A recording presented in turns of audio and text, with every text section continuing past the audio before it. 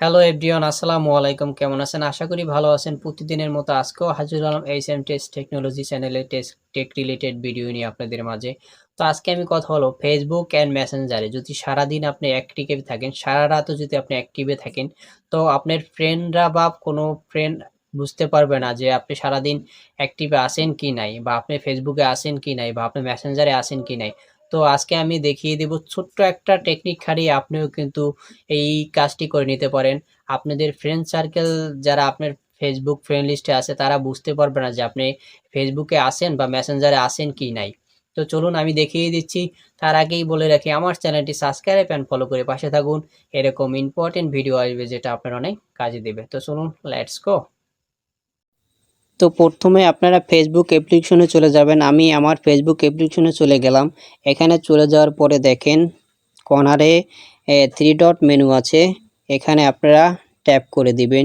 Tap করে দেওয়ার পরে এরকম একটা ইন্টারফেস আসবে। এখানে নিচে স্ক্রল করবে দেখবেন যে সেটিংস অ্যান্ড প্রাইভেসি লেখা আছে। সেটিংস অ্যান্ড প্রাইভেসি এখানে আপনারা ট্যাপ করে দিবেন। ট্যাপ করে দেওয়ার পর দেখেন উপরে লেখা আছে সেটিংস নামের একটা অপশন।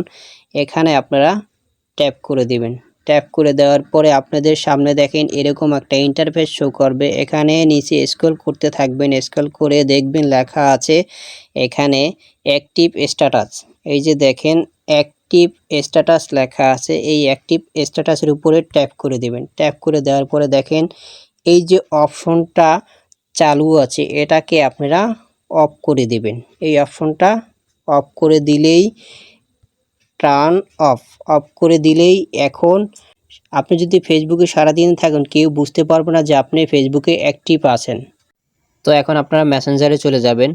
মেসেঞ্জারে চলে গিয়ে এই যে দেখেন উপরে 3 ডট নামের একটা আইকন আছে, যে এখানে এই যে আইকনের উপর আপনারা ট্যাপ করে দিবেন।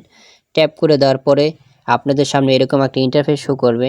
এখানে দেখেন এই যে কর্নারে সেটিংস নামের একটা অপশন আছে। এই যে সেটিংস নামের অপশন, এখানে আপনারা চলে যাবেন। এখানে চলে যাওয়ার পরে কি করবেন, এখানে দেখবেন লেখা আছে অ্যাক্টিভ স্ট্যাটাস। তো আপনারা এই যে দেখেন লেখা আছে অ্যাক্টিভ স্ট্যাটাস।